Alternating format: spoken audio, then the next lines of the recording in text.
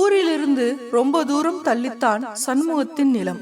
அந்த 2 ஏக்கர் நிலத்தை மனைவியுடன் சேர்ந்து அவர் சோலையாக்கி ஊரையே திகைக்க வைத்திருந்தார். சில நாட்களில் காலையில் பழைய சோற்றை வீட்டிலேயே சாப்பிட்டு விடுவார்கள்.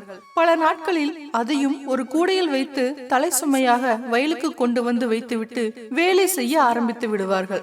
சுறா கருவாட்டு குழம்பு முதல் நாள் என்றால் அடுத்த நாள் அதன் சுண்ட குழம்பை சுட வைத்து பேஸ்ட் பதத்தில் பழைய சாதத்துடன் சாப்பிடுவதில் அவருக்கு அலாதி சுகம். வள்ளிக்கு அவரின் குணநலன்கள் அத்தனையும் அத்துப்படி.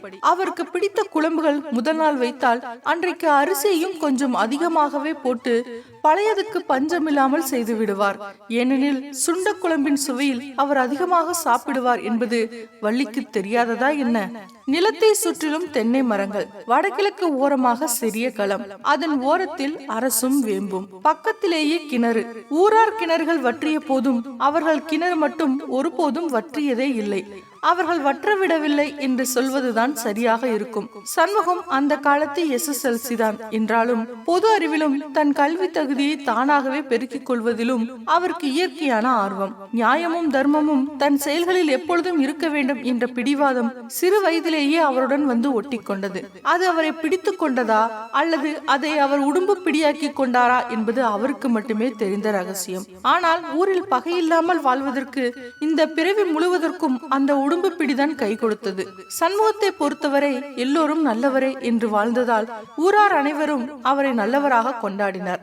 சின்ன வயதிலேயே கணவனை பறிகொடுத்து விட்டு தன் ஒற்றை மகளை உலகம் என்று வாழ்ந்த பாட்டி சண்முகம் பிறந்த போது அந்த மகளையும் பறிகொடுத்துதான் சோகத்திலும் சோகம். தாயை விழுங்கிய தருதல போகுது பாரு என்று அவன் சிறு வயதில் அவன் உறவினர்களே அவன் காதுபட பேசும் அவலத்தை அவனும் சுமக்க வேண்டியதாயிற்று.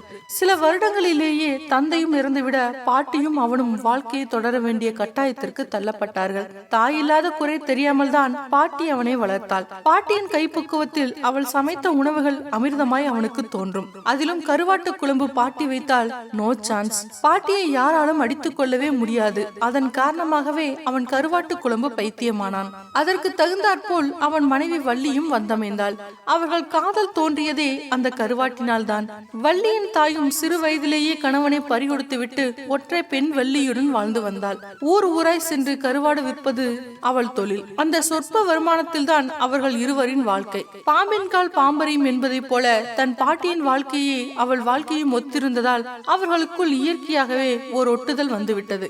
சில சமயங்களில் வள்ளியையும் அவள் கூடவே அழைத்து வருவாள். அப்படி ஒரு நாள் அழைத்து வந்த போது மாலை சரியான மழை பிடித்து கொள்ள முன்னிருட்டில் மகளுடன் சனியாக செல்ல வேண்டாம் என்று அவர்களை தடுத்த பாட்டி அங்கேயே தங்க சொல்லிவிட்டாள். அதனைத் தொடர்ந்து அவர்களுக்குள் ஒரு நெருக்கம் ஏற்பட்டுவிட அடிக்கடி தாயும் மகளும் அங்கு தங்க ஆரம்பித்தார்கள். சண்முகமும் வள்ளியும் பருவ வயதில் இருந்ததால் இருவரின் பார்வைகளும் அடிக்கடி சந்தித்துக் கொள்வதை அவர்கள் உணர்ந்தாலும் தவிர்க்க முடியவில்லை, தவிர்க்கவும் விரும்பவில்லை என்பதே நிதர்சனம். அன்றைக்கும் அப்படி வள்ளியும் அவள் தாயும் பாட்டியிடம் விடை பெற்று கொண்டிருந்த போதுதான் பாட்டி எதிர்பாராத விதமாக சரிந்து விழுந்து விட அவர்கள் பெரியதாய் சத்தமிட வைக்கோல் போரில் மாட்டை கட்டி கொண்டிருந்த சண்முகம் அப்படியே விட்டுவிட்டு ஓடி வர நொடியில் பாட்டி உலகிலிருந்து விடை பெற்று கொண்டாள். சண்முகத்திற்கு என்ன செய்வதென்றே தெரியவில்லை. அவனுடைய உலகமே அவன் பாட்டிதான். அவள் போய்விட்டாள் என்று நினைத்து கூட பார்க்க முடியவில்லை அவனால். அவன் புலம்பலை கேட்டு வள்ளியும் அவள் தாயும் விக்கித்து போயினர். உறவினர் ஊரார் கூடி பாட்டியின் ஈமச் சடங்குகளை செய்து முடிக்க அவனை தனியாக விட்டு செல்ல வள்ளிக்கும் அவள் தாய்க்கும் மனம் வரவில்லை. எதையும் வெளிப்படையாக பேசும் அவள் தாய் சண்முகத்திடம் நேரடியாகவே கேட்டுவிட்டாள். தம்பி, உங்களுக்கும் பெருசா உறவுன்னு சொல்லிக்கிட எருக்கமா யாரும் இல்ல. எங்களுக்கும் அதே நிலைதான். கல்யாண வயசுல இருக்கிற வள்ளியை இங்க அப்படியே வச்சுக்கிட்டு தங்கறதும் முறையில்ல. உங்களுக்கு பிடிச்சிருந்தா சொல்லுங்க, வள்ளியை உங்களுக்கு கட்டி வச்சிடுறேன். பாட்டியோட காரியம் எல்லாம் முடிஞ்சதும் நம்ம அங்காளம்மன் கோயில வச்சு அவ கழுத்துல தாலியை கட்டிடுங்க என்க. அப்படியே நடந்தது அவர்கள் திருமணம். மனமொத்த தம்பதியாகி இருவரும் சேர்ந்து அந்த நிலத்தை பண்படுத்த ஆரம்பித்தார்கள். நடுவில் 2 ஆண் குழந்தைகளை பெற்றுக் கொடுத்தாள் வள்ளி. இருவரையும் எந்த குறையும் இல்லாமல் வளர்த்து ஆளாக்கி நகரங்களுக்கு அனுப்பினார்கள். நகர வாழ்க்கைக்கு அடிமையாகி போன அவர்களுக்கு அங்கேயே திருமணத்தையும் முடித்து குடும்பங்களாக்கி விட்டார்கள். ஆண்டிற்கு ஒரு முறை ஊருக்கு வந்து கொண்டிருந்த அவர்கள் 2 வருடங்களாக வரவில்லை. அப்புறம் திடீரென ஒரு முறை வந்து நின்றார்கள். சரியான தொடர்பும் இன்றி அவர்கள் வாழ்க்கையை அவர்களே பார்த்து கொள்ள அதுவே நலமென்று சண்முகமும் ஒதுங்கிக் கொண்டார். ஆனால் வள்ளியால் அப்படி அவரை போல் இருக்க முடியவில்லை. தங்கள் மகன் மருமகள்களை காணாமலும் பேரன் பேத்திகளை கொஞ்ச முடியாமலும் அவள் தனக்குள்ளாகவே குமைய ஆரம்பித்தாள். அந்த வேதனையை தன் கணவனுடன் கூட பகிர்ந்து கொள்ள முடியாத துர்பாக்கிய சாயலை ஆகிவிட்டாள். மனவேதனை உடலை சோர்வாக்கி அதனை மெல்ல கரைக்க ஆரம்பித்தது. அதுவே அவள் ஆரோக்கியத்திற்கு குந்தகமாகி அவளை நோயாளி ஆக்கிவிட்டது. மெல்ல மெல்ல நலிவடைந்த அவள் நடைபிணமானாள். அன்று வெள்ளிக்கிழமை காலையிலேயே டவுனுக்கு சென்ற சண்முகம் வெள்ளி சந்தையில் பிடித்தமான கருவாடுகளையும் வாங்கி கொண்டு மாலையில் தான் வீடு திரும்பினார். களைத்து போய் வந்த கணவருக்கு நீரை கொடுத்த அவர் காலடியிலேயே மயங்கி விழ எல்லாம் முடிந்து போயிற்று. சண்முகம் தனிமரமானார். நாளுக்கு நாள் வள்ளியின் நினைவு அவரை வாட்டி எடுத்தது. இருவரும் வாழ்ந்த வீட்டில் வயதான காலத்தில் தனிமையாக வாழ்வது கொடுமைதானே. வள்ளியுடன் சேர்ந்து வைத்த மரங்கள் வளர்ந்து விருட்சங்களாகி விட்டன. அவை அவளின் நினைவுகளை பசுமையாக்கி அவரை மேலும் நோகடித்தன. அன்று யதார்த்தமாக எதையோ தேடிய போது வெள்ளி சந்தையில் வாங்கி வந்த சுறா கருவாடு பையில் சுருட்டப்பட்டபடி ஓரமாக கிடந்தது. சமையல் அவர் கில்லாடிதான் என்றாலும் இப்போதெல்லாம் அவருக்கு அதில் நாட்டமே செல்வதில்லை. இரவில் வள்ளி தோன்றி, தனியா ஏங்க சங்கடப்படுறீங்க, வந்துடுங்களேன் என்கிட்ட என்று அடிக்கடி கூப்பிடுவது போல உணர்ந்தார். காலையிலிருந்து பித்து பிடித்தவர் போல வீட்டில் அமர்ந்திருந்த அவர் ஒரு முடிவுக்கு வந்தவராய் தன் நிலத்தை நோக்கி நடந்தார். நிலத்தை அடைந்ததும் அங்கு வைத்திருந்த ஒரு கயிற்றை எடுத்து போய் அவரும் வள்ளியும் வைத்து வளர்த்த அரச மற்றும் வேம்பு மரங்களுக்கு அருகில் நின்றார். அரச மரம் ஆணை போல கம்பீரமானது, நிமிர்ந்து வளர்வது. வேம்பு தாங்க இப்ப பெண் என்று அவை வளர்ந்து வரும்போது தண்ணீரை ஊற்றியபடி வள்ளி சொன்னது அவருக்கு அப்பொழுதும் கேட்டது.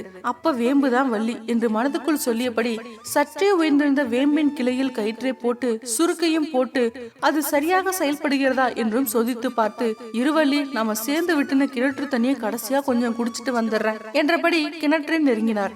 அரச மரத்திலிருந்து பழுத்து காய்ந்த சருகு ஒன்று கிணற்றில் விழுந்தது. நாமளும் இந்த சருகு மாதிரி யாருக்கும் பயன்படாமல் போகிறோமே என்று எண்ணிய அவர், சருகாவது உரமாகும் நாம என்று நினைத்தபடியே வாளியை கீழே இருந்து எடுத்தார். விழுந்த அரச இலைக்கு பக்கத்தில் தத்தளித்துக் கொண்டிருந்த எறும்பொன்று அந்த இலையில் ஏற அதனை கூர்ந்து பார்த்த சண்முகம், பழுத்து விழுந்த சருகாலேயே பரிதவிக்கும் ஒரு உயிரை காப்பாற்ற முடியுமென்றால் 6 அறிவு படித்த நம்மால் பல உயிர்களை காப்பாற்ற முடியுமே. சருகால் முடியும் ஒன்று சண்முகத்தால் முடியாதா என்ன? அவருள்ளே ஒரு பிரளயம் தோன்றி அடங்கியது. சுருக்கு போட்ட கயிற்றை அறுத்து மூளையில் எறிந்தார். அடுத்த நாள் சாலையோர அவர் நிலத்தின் முகப்பில் சண்முகம் அனாதை இல்லம் என்ற பெயர் பலகை கம்பீரமாக தொங்கியது. வயது 50 கடந்த பிறகாவது அமைதியாக வாழ வேண்டும் என்று நினைத்தால் உன்னை வாழ்த்த மனம் இல்லாதவர்கள் இருப்பார்கள். அவர்களை பற்றி கவலைப்படாதே. நீ எதை செய்தாலும் அதில் ஒரு குறையை கண்டுபிடிக்க கூடிய மனிதர்களும் இருந்து கொண்டுதான் இருப்பார்கள். அதையும் பெரிது பண்ணாதே. உன் லட்சியம் எதுவோ அதை நோக்கி பயணம் போ. ஒன்றை மட்டும் தெரிந்து கொள், ஒவ்வொரு மனிதனும் தனித்தனி ஜென்மங்கள், தனித்தனி பிறவிகள், தனித்தனி ஆன்மாக்கள். அவர்களுக்கென்று தனித்தனி ஆசாவாசங்கள் இருக்கும், குணங்களும் இருக்கும். அதன் வழியில்தான் அவர்களின் பயணமும் இருக்கும். அவர்களை ஒழுங்குபடுத்துகிறேன் என்று வேதனைகளை சுமந்து கொள்ளாதே. அவர்கள் போகும் வரை போகட்டும். போய் ஒரு அனுபவத்தை பெற்ற பின் திரும்பி வருவார்கள். அதுவரை நீ பொறுமையாக இருக்க வேண்டும். அவர்கள் போன பாதை நல்லதா கெட்டதா என்பதை இவர்களாக உணர்ந்தால்தான் அவர்களுக்கு ஒரு உண்மை தெரியும். அந்த உண்மையை நீ முன்கூட்டியே சொன்னால் உன்னை அவர்களுக்கு பிடிக்காது. இதுதான் வாழ்க்கையின் தத்துவ உண்மை. அவர்களது பூர்வ புண்ணியத்தின் அடிப்படையில் தான் அவர்களின் குணங்களும் செயல்களும் இருக்கும். அது உடன் பிறந்தவர்களாக இருந்தாலும், நண்பர்களாக இருந்தாலும், கணவன் மனைவியாக இருந்தாலும், பெற்ற குழந்தைகளாக இருந்தாலும், பேரன் பேத்திகளாக இருந்தாலும், எந்த உறவுகளாக இருந்தாலும் அவர்களது பிறவி குணம் ஒருபோதும் மாறாது. எதை செய்ய வந்தார்களோ அதை செய்வதுதானே அவர்களின் விதி. இதை நீ மாற்றி அமைக்க முடியுமா? ஒதுங்கி நின்று வேடிக்கை பார்.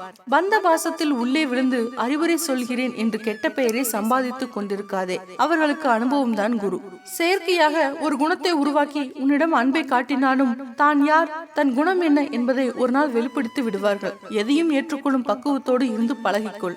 நாம் வந்து போகும் உலகத்தில் பிறந்திருக்கிறோம். அவரவர்களுக்கு என்ன வேஷம் கொடுக்கப்பட்டிருக்கிறதோ அதைத்தான் செய்து கொண்டிருக்கிறோம். எல்லையில்லாத அன்பை வைத்திருந்தேன், என்னை ஏமாற்றி விட்டார்கள் என்று புலம்பிக் கொண்டு இருக்காதே. கடலுக்கும் ஒரு எல்லை வைத்திருக்கிறான் கடவுள். அதையும் மீறி சில வேளைகளில் இறைவன் வகுத்த எல்லையை கடல் தாண்டி விடுகிறது. அதுபோல் இயற்கையின் சுபாவங்களைப் போல் மனித இயற்கை சுபாவங்கள் சில நேரங்களில் தங்களை வெளிப்படுத்தி விடும். நீ உன்னை எப்படி வைத்துக் கொள்ள வேண்டும் என்று நினைக்கிறாயோ அப்படி வைத்துக் கொண்டு வாழ பழகிக்கொள். அதில் நன்மை வந்தாலும் தீமை வந்தாலும் உனக்கும் ஒரு அனுபவம் கிடைக்கும். அதை வைத்து உன்னையும் திருத்திக் கொள்ளலாம். இன்பமானாலும் துன்பமானாலும் அதை நீயே சந்திக்க கற்றுக்கொள். அதை பகிர்ந்து கொள்வதற்கு ஒரு துணையை தேடாதே.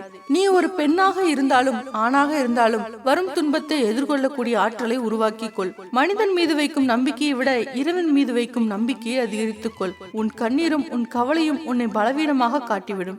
அழுவதாலும் சோர்ந்து போவதாலும் ஒன்றும் நடக்கப் போவதில்லை. எப்படி இருந்தாலும் நீதான் அந்த சுமையை சுமந்து ஆக வேண்டும். அழுது சுமப்பதை காட்டிலும் ஏற்று சுமப்பது உனக்கு சிரமம் இல்லாமல் இருக்கும். தைரியமும் தன்னம்பிக்கையும் தான் ஒரு மனிதனை உலகத்தில் வாழ வைக்கும் என்ற உண்மையை உணர்ந்து கொள். இந்த பக்குவத்தை அடைந்து விட்டால் எத்துன்பமும் உன்னை நெருங்காது என்பதை உணர்ந்து கொள். ஓகே ஃப்ரெண்ட்ஸ், இந்த வீடியோ உங்களுக்கு பிடிச்சிருக்கும்னு நினைக்கிறேன். மறக்காம லைக் பண்ணுங்க, கமெண்ட் பண்ணுங்க, ஷேர் பண்ணுங்க, சேனலை சப்ஸ்கிரைப் பண்ணுங்க. நன்றி.